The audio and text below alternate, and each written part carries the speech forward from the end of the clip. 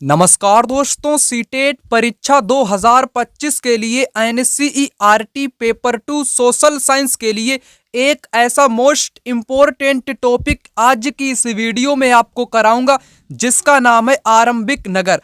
आरंभिक नगर के अंतर्गत हड़प्पा सभ्यता टॉपिक को यहाँ पर करने वाले हैं। यह एक ऐसा मोस्ट इम्पोर्टेंट टॉपिक है जो कि सीटेट परीक्षा के लिए हमेशा ही यहाँ से एग्जाम में क्वेश्चन पूछे जाते हैं। सबसे पहले आप सभी लोगों को इस टॉपिक में अब तक पूछे गए सारे के सारे क्वेश्चन यहाँ पर आप लोग देख सकते हो, जो कि मैं यहाँ पर आपको दिखा रहा हूँ। इस प्रकार से इस टॉपिक से अनेक यानी कि हर प्रकार के क्वेश्चन आपको देखने को मिलेंगे, क्योंकि टॉपिक एग्जाम के लिए मोस्ट इम्पोर्टेंट है। अगर आप लोग इन्हीं नोट्स को यानी कि जो मैं आपको यहाँ पर क्वेश्चन दिखा रहा हूँ, ये मेरे द्वारा बनाए गए हैंड रिटन नोट्स हैं जिनको आप लोग खरीद सकते हो। कमेंट बॉक्स में आपको व्हाट्सअप नंबर दे दिया है, व्हाट्सअप पर आप लोग मैसेज करना या कॉल करना, मैं आपसे बात करूंगा और आप लोग इन नोट्स को खरीद सकते हो। बहुत कम प्राइस में आपको यहाँ पर मिलने वाले हैं, ठीक है ना। इन सभी क्वेश्चन को आपको यहाँ पर करा दूंगा। नोट्स का फायदा दोस्तों यह रहेगा कि आपके रिवीजन के वक्त यही नोट्स काम में आने वाले हैं, ठीक है ना। ये सारी चीजें आपको यहाँ पर बताने वाला हूँ। चलिए सबसे पहले बात कर लेते हैं हड़प्पा की कहानी। आखिर हड़प्पा की कहानी कहां से शुरू होती है?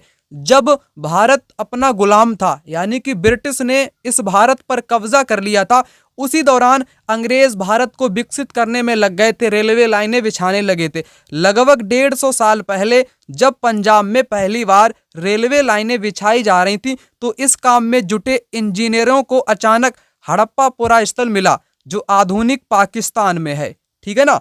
तो पंजाब में रेलवे लाइनें बिछाई जा रही थी। कब की बात है? 150 साल पहले की बात है, जो कि आधुनिक पाकिस्तान में है आपका हड़प्पा पुरा स्थल, ठीक है ना।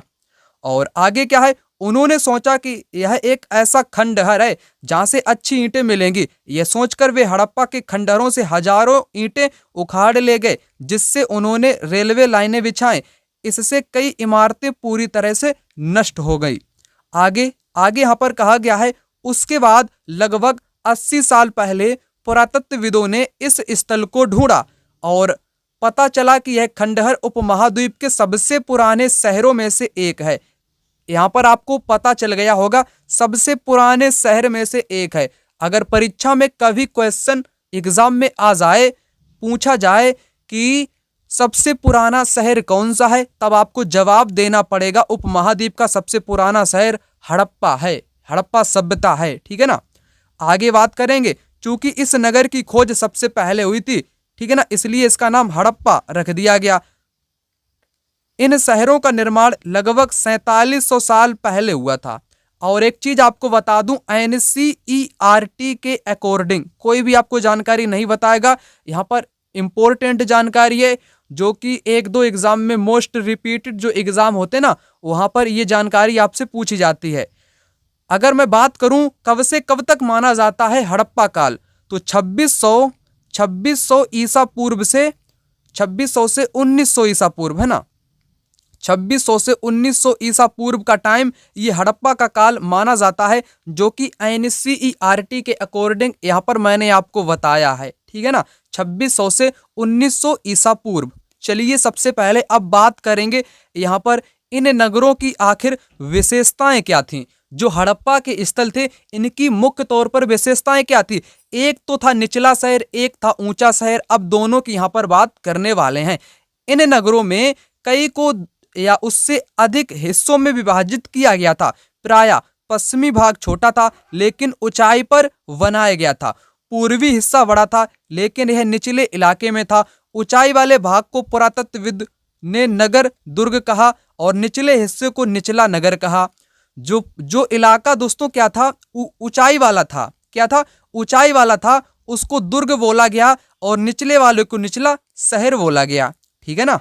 इतना आपको समझ में आ चुका होगा। दोनों हिस्सों की 4 दीवारियां पक्की ईंटों से बनाई जाती थी।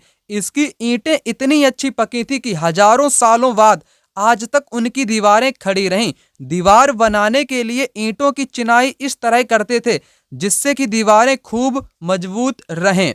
ईंटों के पकाने के लिए, मतलब कि हड़प्पा काल में ईंटों को भी पकाया जाता था, धूप में सुखाया जाता था या भट्टी में तपा करके पकाया जाता था। ठीक है ना। आगे यहाँ पर बताया गया है कुछ नगरों के नगर दुर्ग में कुछ खास इमारतें बनाई गई थी। मिसाल के तौर पर हड़प्पा में खास तालाब बनाया गया था।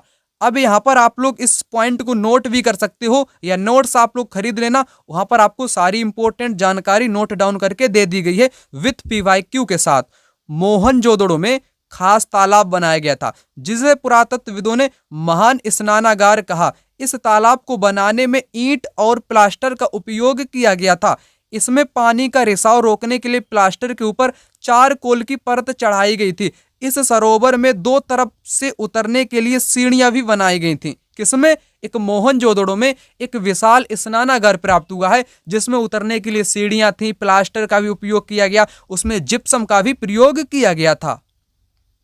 आगे चारों ओर कमरे भी बनाए गए थे तालाब के। इसमें भरने के लिए पानी कुएं से निकाला जाता था। जो तालाब था, तालाब को किस से भरा जाता था, है ना, तो कुएं के पानी से तालाब को भरा जाता था। उपयोग के बाद इसे खाली कर दिया जाता था। शायद यहाँ विशिष्ट नागरिक विशेष अवसरों का स्नान किया करते थे। यहाँ पर आपने क्या समझा वो आपको दोबारा यहाँ पर समझा देता हूँ। जो आपका विशाल स्नानागार था, तालाब था, मोहनजोदड़ो से प्राप्त हुआ। इसका प्रयोग संभवतः इतिहासकार बताते हैं कि तालाब का जो प्रयोग हुआ होता होगा वो किसी एक प्रकार का विशिष्ट प्रायोजन कह लो या त्योहार कह लो या अवसर कह लो, उसके दौरान स्नान करने के लिए किया जाता होगा। जैसे महाकुंभ एक विशिष्ट महत्व अपने आप में रखता है, उसी प्रकार उस तालाब का भी कुछ महत्व होगा हड़प्पा कालीन में। ठीक है ना, इतना आपने यहाँ पर समझ लिया। अब आगे यहाँ पर ये वाली लाइन इंपॉर्टेंट है। कालीबंगा और लोथल जैसे अन्य नगरों में अग्निकुंड मिले। तो ये क्वेश्चन भी एग्जाम में यहाँ से आया हुआ है। कालीबंगा और लोथल से क्या प्राप्त हुए हैं? अग्निकुंड, यानी कि जहां पर लोग यज्ञ किया करते थे, यज्ञ नहीं, पंडित पुरोहित जो लोग हुआ करते थे, यज्ञ किया करते थे, तो उसी को अग्निकुंड बोला जाता है। ठीक है ना, जहां संभवतः यज्ञ किए जाते होंगे। हड़प्पा, मोहनजोदड़ो और लोथल जैसे कुछ नगरों में बड़े बड़े भंडार गृह मिले हैं। तो ये इंपॉर्टेंट है। भंडार गृह कहाँ पर मिले हैं? हड़प्पा में मिला है, मोहनजोदड़ो में मिला है और लोथल में मिला है। अग्निकुंड कहाँ से मिला है? कालीबंगा से मिला है और लोथल से मिला है। यहाँ से एग्जाम में क्वेश्चन आया हुआ है। आप लोग यहाँ पर क्वेश्चन आपको दिखा देता हूं कहां पर है आपका क्वेश्चन। ठीक है ना,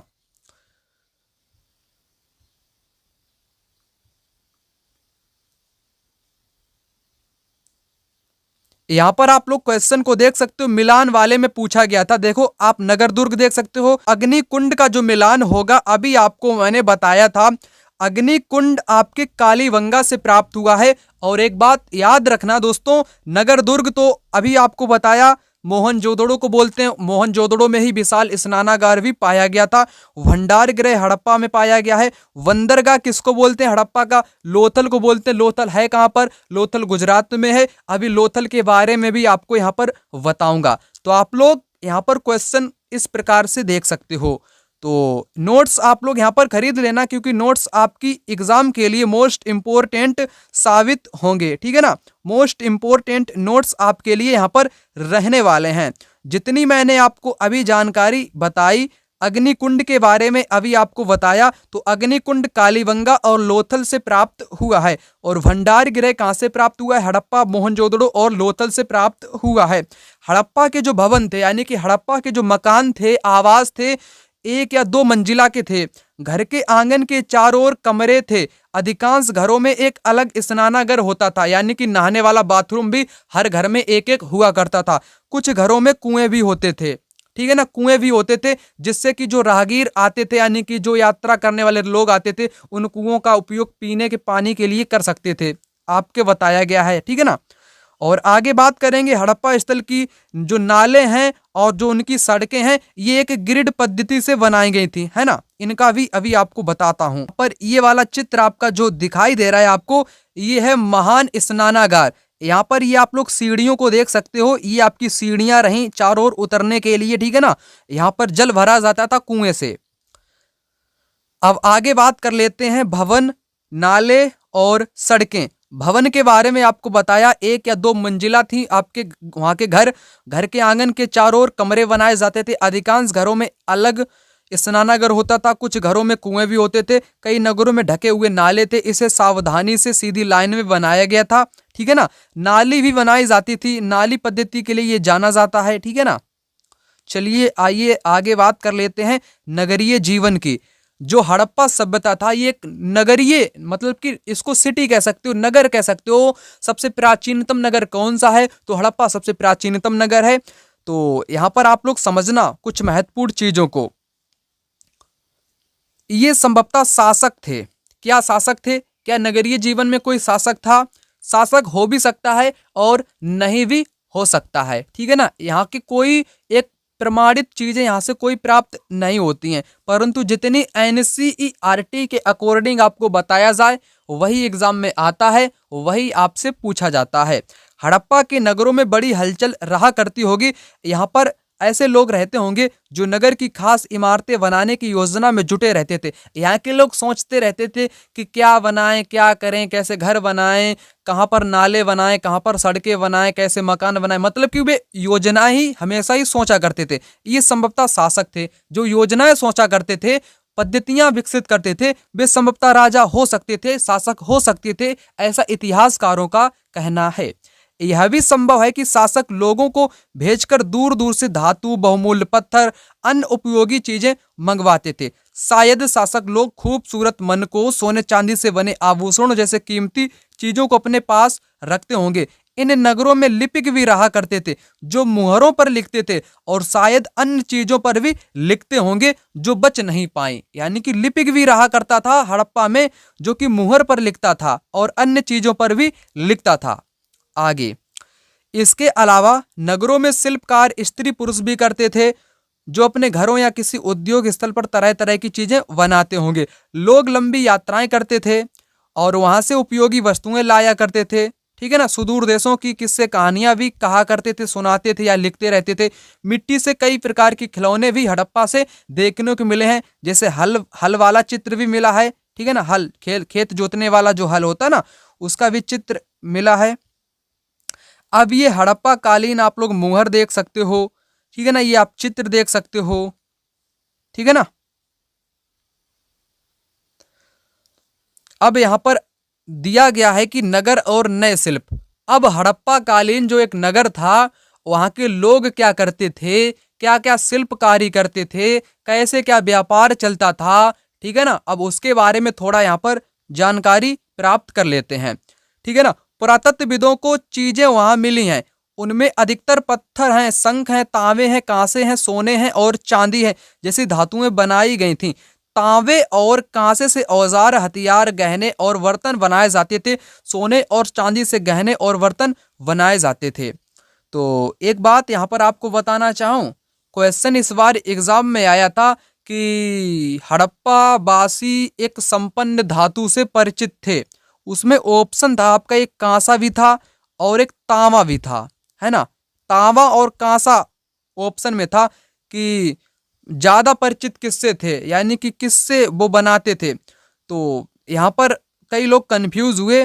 तो यहाँ पर आप लोग देख सकते हो, तांबे और कांसे से औजार, हथियार, गहने और बर्तन बनाए जाते थे। दो चीजों की यहाँ पर बात की गई है, ठीक है ना। तो कांसा भी आपका आंसर सही हो जाएगा और तांबा भी यहाँ पर हो जाएगा। अधिकतर तो कांसे के साथ आंसर आपका जाता था। आगे यहाँ पर और कुछ महत्वपूर्ण जानकारी यहाँ पर बताई गई है। यहाँ पर आप लोग देख सकते हो, हड़प्पा सभ्यता के लोग पत्थर की मुहर बनाते थे। पत्थर की क्या बनाते थे? मुहर बनाते थे। इन आयताकार मुहरों पर सामान्यतः जानवरों के चित्र मिलते थे। यहाँ से एग्जाम में क्वेश्चन आया हुआ है। जो हड़प्पा के वासी थे क्या बनाते थे? मुहर बनाते थे। मुहर पर एक जानवर की चित्र बना रहता था। अभी आपको मुहर ऊपर की दिखाई मैंने। हड़प्पा सभ्यता के लोग काले रंग से डिजाइन किए गए खूबसूरत लाल मिट्टी के बर्तन भी बनाया करते थे, ठीक है ना।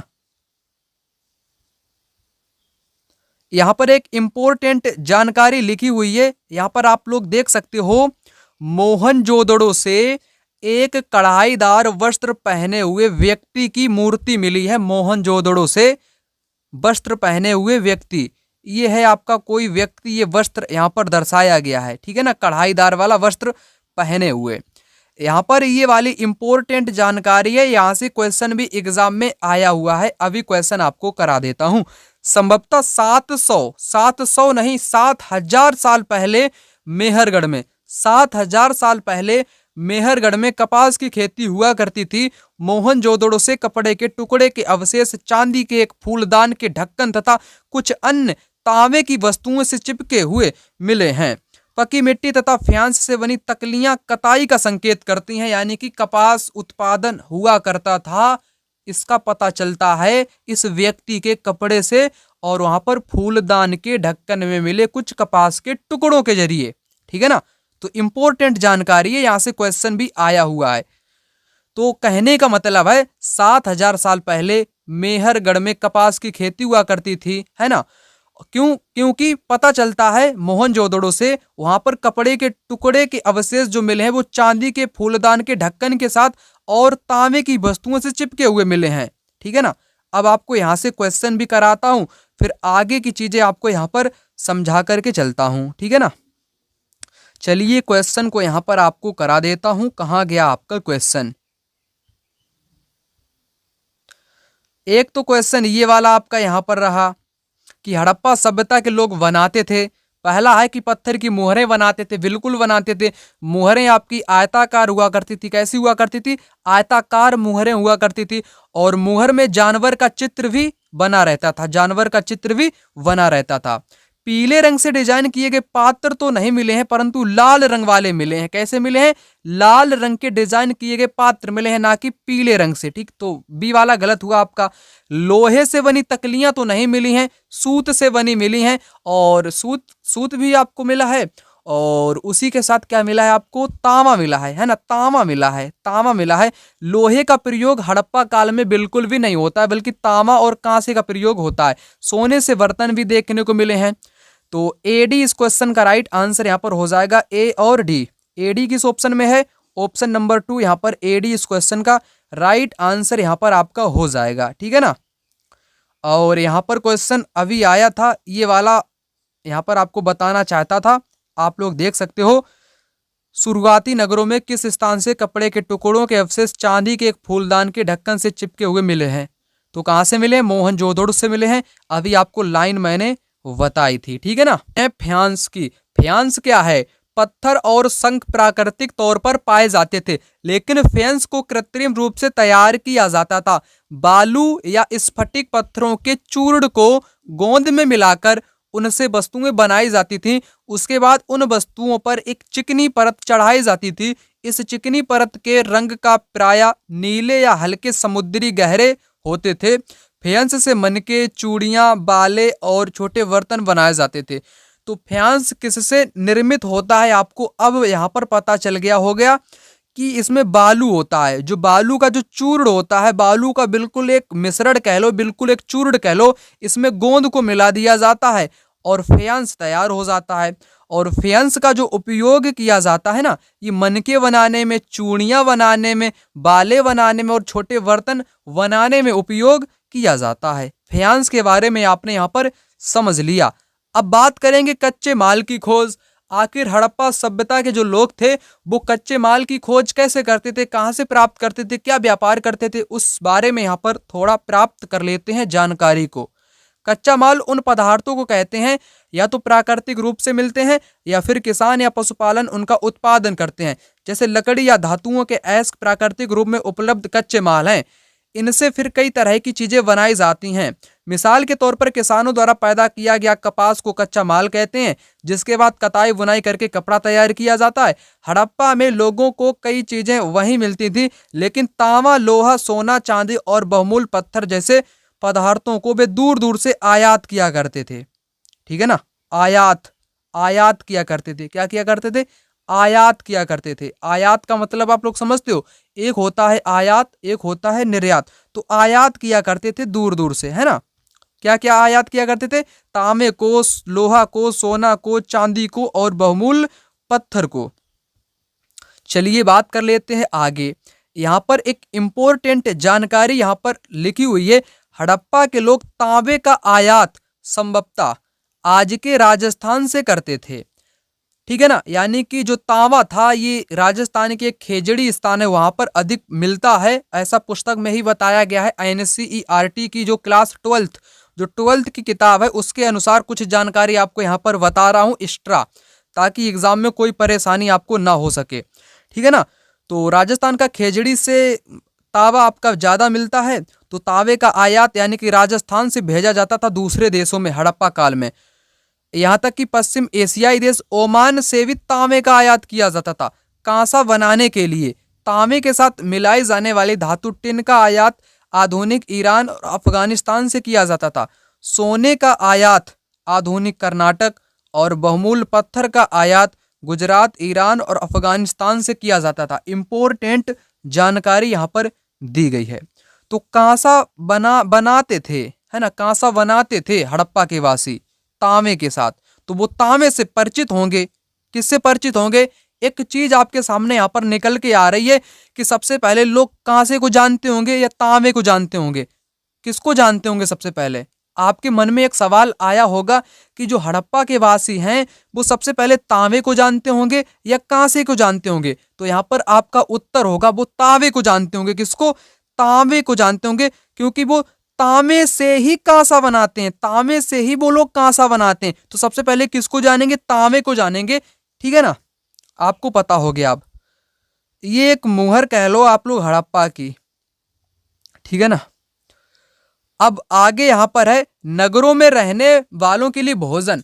जो हड़प्पा के लोग थे जो नगर में रहा करते थे, वे क्या खाते थे, क्या पीते थे, किन वस्तुओं का उपभोग अपने जीवन यापन के लिए किया करते थे, किन वस्तुओं को वो उगाते थे, उसी की जानकारी यहाँ पर प्राप्त करेंगे। अब लोग नगरों के अलावा गांव में भी रहा करते थे। वे अनाज उगाते थे, जानवर पालते थे। किसान और चरवाहे ही शहरों में रहने वाले शासकों, लेखकों और दस्तकारों को खाने के सामान दिया करते थे।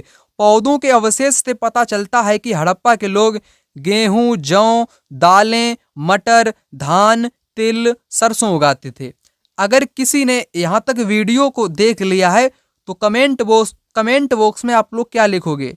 कमेंट बॉक्स में आप लोग क्या लिखोगे? यहाँ पर आप लोग कमेंट बॉक्स में लिखने वाले हो, क्या लिखने वाले हो? जहां से आप लोग इस वीडियो को देख रहे हो अपने जिले का नाम, यानी कि आप लोग अपने डिस्ट्रिक्ट का नाम कमेंट सेक्शन में यहाँ पर लिख दो। ठीक है ना, जिससे मुझे पता चल जाएगा कि यहाँ तक लोगों ने इस वीडियो को देखा और अच्छे ढंग से समझने का प्रयास किया है। ठीक है ना, तो वो लोग क्या उगाते थे खाने पीने के लिए? गेहूं को उगाते थे, जौ, चावल, दाल, मटर, धान, तिल, सरसों उगाया करते थे। पहली बात कंफर्म हुई। दूसरी बात, जमीन की जुताई के लिए हल का प्रयोग करते थे। हड़प्पा काल के हल तो बच नहीं पाए, वे प्राय लकड़ी के बनाए जाते थे, लेकिन हल्के आकार के खिलौने मिले हैं। और हल्के आकार के खिलौने कहाँ से मिले हैं? तो ये कालीबंगा से मिले हैं। यहाँ पर कहीं कालीबंगा का नाम तो दिया ही नहीं गया है, लेकिन जैसा मुझे पता है वैसा मैंने आपको बताया दूसरी एनसीईआरटी पुस्तक के अकॉर्डिंग, जो कि क्लास 12th की है। आगे जमीन की जुताई के लिए हल का प्रयोग आपको बताया, जो कि लकड़ी के हल बनाए जाते थे। इन क्षेत्रों में बारिश कम होती थी, इसलिए सिंचाई का प्रयोग कुछ तरीके अपनाते होंगे, है ना। आगे अब जानवर की बात कर लेते हैं। जानवर क्या क्या पालते होंगे हड़प्पा के लोग? तो गाय, भैंस, भेड़, बकरी पालते थे। बस्तियों के आसपास तालाब और चरागाह होते थे, लेकिन सूखे महीनों में मवेशियों के झुंडे को चारा पानी की तलाश में दूर दूर तक ले जाया जाता था। वे बेर जैसे फलों को इकट्ठा किया करते थे। बेर आप लोग ने खाया है? बेर को इंग्लिश में क्या बोलते हैं मेरे को याद नहीं है यहाँ पर। ठीक है ना, आप लोग कमेंट में भी बता सकते हो कि बेर को इंग्लिश में क्या बोलते हैं, बेर। ठीक है ना, तो हड़प्पा के लोग क्या इकट्ठा किया करते थे? बेर एक फल होता है, उसको इकट्ठा किया करते थे। मछलियां पकड़ते, हिरण का शिकार भी किया करते थे हड़प्पा के लोग। अब आगे बात करेंगे यहाँ पर गुजरात में हड़प्पा कालीन नगर का सूक्ष्म निरीक्षण करेंगे। एक लोथल इलाके का निरीक्षण यहाँ पर करने वाले हैं। कच्छ के इलाके में खदिरवेत के किनारे धौलावीरा नगर बसा है। वहां साफ पानी मिलता था, जमीन उपजाऊ थी। जहां हड़प्पा सभ्यता के कई नगर 2 भागों में विभक्त थे, वहीं धौलावीरा नगर को 3 भागों में बांटा गया था। धौलावीरा जो नगर था उसको 3 भागों में डिवाइड किया गया था। कितने भागों में? 3 भागों में डिवाइड किया गया था। इसके हर हिस्से के चारों ओर पत्थर की ऊंची ऊंची दीवारें बनाई गई थी। इसके अंदर जाने के लिए बड़े बड़े प्रवेश द्वार थे। इन नगर में खुला मैदान भी था जहां सार्वजनिक कार्यक्रम आयोजित किए जाते थे। यहाँ मिले कुछ अवशेषों में हड़प्पा लिपि के बड़े बड़े अक्षरों को पत्थरों में खुदा पाया गया है। इन अभिलेखों को संभवतः लकड़ी में जड़ा गया था। यह एक अनोखा अवशेष है क्योंकि आमतौर पर हड़प्पा के लेख मुहर जैसी छोटी वस्तुओं पर पाए जाते हैं, परंतु धौलावीरा में जो अभिलेख पाया गया है वो लकड़ी पर पाया गया। किस पर? मोस्ट इंपोर्टेंट जानकारी है ये वाली कि लकड़ी में जड़ा पाया गया है अभिलेख। कहां पर मिला है? गुजरात के धौलावीरा में मिला है। अब आगे, गुजरात की खंबात की खाड़ी में मिलने वाली साबरमती के एक उपनदी के किनारे बसा लोथल एक ऐसा नगर है जहां कीमती पत्थर जैसा कच्चा माल आसानी से मिल जाता था। ये पत्थरों, शंखों और धातुओं से बनाई गई चीजों का एक महत्वपूर्ण केंद्र था। इस नगर में एक भंडार गृह भी है।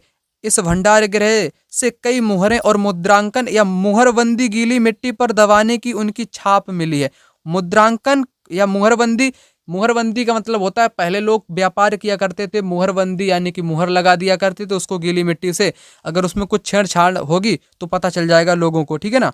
लोथल क्या है? लोथल एक बंदरगाह था हड़प्पा का। यह एक बड़ा तालाब लोथल बंदरगाह रहा होगा जहां समुद्र के रास्ते आने वाली नावें रुकती थी। संभवतः यहाँ हर माल चढ़ाया व उतारा जाता था। चित्र आप लोग यहाँ पर देख सकते हो, लोथल का चित्र यहाँ पर दिखाया गया है, ठीक है ना। और मुहरबंदी आपको बताया कि लोग सामान को दूसरी जगह पर भेजा करते थे, गीली मिट्टी उस पर पोत देते थे। अगर उसकी गीली मिट्टी छूट जाती थी या टूट जाती थी तो साबित होता था कि सामान के साथ छेड़छाड़ी हुई है। अब यहाँ पर एक इम्पोर्टेंट जानकारी और है, इस जानकारी को आप लोग मिस मत करना। हड़प्पा सभ्यता का अंत। अब तक आपने सीखा कि हड़प्पा के सभ्यता के लोग बड़े पढ़े लिखे थे, अच्छे थे, सभ्य थे, जानवर पालते थे, फसलें उगाया करते थे, उनका नगर बढ़िया था, पक्की सड़कें थी, नाले थे, सब कुछ बढ़िया सिस्टम था उनका। लेकिन इसका अंत कैसे हुआ? आखिर ये सभ्यता पूरी की पूरी नष्ट काहे के लिए हो गई? कारण क्या थे? वह कारण यहाँ पर आपको बताने वाला हूँ, जिससे परीक्षा में क्वेश्चन मतलब कि अधिक से अधिक पूछे गए हैं अंत से। तो लगभग 3900 साल पहले एक बड़ा बदलाव देखने को मिलता है। अचानक लोगों ने इन नगरों को छोड़ दिया। लेखन मुहर बांटों का प्रयोग बंद हो गया। दूर दूर से कच्चे माल का आयात काफी कम हो गया। मोहनजोदड़ो में सड़कों पर कचरे के ढेर बनने लगे। जल निकास प्रणाली खत्म हो गई। सड़कों पर झुग्गी नुमा घर बनाए जाने लगे। ऐसा क्यों होने लगा कि सारी की सारी चीजें हड़प्पा की खत्म होने लगी? तो कुछ विद्वानों का कहना है कि नदियां सूख गई थीं। अन्य का कहना है कि जंगलों का विनाश हो गया था। कुछ कारण हो सकते हैं कि ईंट पकाने के लिए ईंधन की जरूरत पड़ती थी। इसके अलावा मवेशियों के बड़े बड़े झुंडों से चारागाह और घास वाले मैदान समाप्त हो गए होंगे। कुछ इलाकों में बाढ़ आ गई होगी। लेकिन इन कारणों से यह स्पष्ट नहीं हो पाता है कि सभी नगरों का अंत कैसे हुआ, क्योंकि बाढ़ और नदियों के सूखने का असर कुछ ही इलाकों में हुआ होगा। जैसे मान लो बाढ़ आई होगी तो पूरा सभ्यता थोड़ी ना आपका डूब गया होगा बाढ़ में, तो पुष्टि नहीं करते हैं। कुछ कोई कहता कि बाढ़ आई, कोई कहता कि बाढ़ नहीं आई, कोई कहता कि नदियां सूख गईं। क्या सारी की सारी नदियां सूख गई थी? एक दो सूख सकती हैं, कोई दिक्कत की बात नहीं। क्या सारी की सारी नदियां सूख गई थी? तो कुछ स्पष्ट यहाँ पर नहीं होता है कि कुछ इलाकों में ही इसका असर हो सकता है। ऐसा लगता है कि शासकों का नियंत्रण समाप्त हो गया हो, ठीक है ना, शासकों का नियंत्रण समाप्त हो गया हो। बस चैप्टर आपका होता है यहाँ पर द एंड, ठीक है ना। अब क्वेश्चन आपको यहाँ पर करा देता हूं PYQ वाले। तो यहाँ पर ये क्वेश्चन आपका रहा, आप लोग देख सकते हो। इसको थोड़ा जूम कर दूं क्या? ठीक है ना, अब तो आपको दिख रहा होगा। लगभग 3900 वर्ष पहले आरंभिक नगर हड़प्पा मोहनजोदड़ो कई कारणों से समाप्ति की कगार पर आने लगे। निम्नलिखित में से उन कारणों में से एक कारण नहीं है। तो नदियां सूख गई जिसके कारण नगर समाप्त हो गए, ऐसा कहा गया है। नगरों के बीच आपसी प्रतिद्वंद्विता और लड़ाई की तो बात अभी मैंने की ही नहीं, तो ये तो गलत हुआ आपका बी। आंसर भी यहाँ पर नहीं वाला, तो बी आपका हो जाएगा। जंगल का विनाश हो गया, बाढ़ के कारण भी नगर नष्ट हुए थे। मवेशियों के बड़े बड़े झुंडों और चरागाह घास वाले मैदान इन्होंने नष्ट कर दिए थे, सही हो जाएगा। तो बी आपका यहाँ पर सही नहीं है। ठीक है ना, जो कि 2011 में क्वेश्चन पूछा गया है। ठीक है ना। और एक राज्य में हड़प्पा के नगर सबसे बड़ी संख्या में मिले हैं, तो कहाँ पर मिले हैं? गुजरात में सबसे बड़ी संख्या में मिले हैं। एक तो अभी आपको धौलावीरा मैंने बताया और लोथल बताया, तो गुजरात के ही ये स्थल है। लोथल जो है ये एक क्या है? ये एक बंदरगाह भी है। आगे यहाँ पर एक क्वेश्चन और दिया गया है, हड़प्पा सभ्यता का पतन कैसे हुआ, अंत कैसे हुआ? ऐसा लगता है कि शासकों का नियंत्रण समाप्त हो गया, तो ये तो यहाँ पर सही हो जाएगा। जंगलों का विनाश भी हो गया, बीवी आपका सही हो जाएगा। सभ्यता के पूरे क्षेत्र में बाढ़ आ गई, पूरे क्षेत्र में तो बाढ़ नहीं आई बल्कि कुछ ही इलाकों में आई थी। अभी आपको मैंने बताया कि कुछ इलाकों में इसका असर हुआ, ना कि पूरे क्षेत्र में। पूरे क्षेत्र के कारण ये गलत हो गया। संभवतः नदियां सूख गई थी, ये बात सही हो जाएगी। ठीक है ना, तो ए बी डी इस क्वेश्चन का राइट आंसर यहाँ पर में हो जाएगा।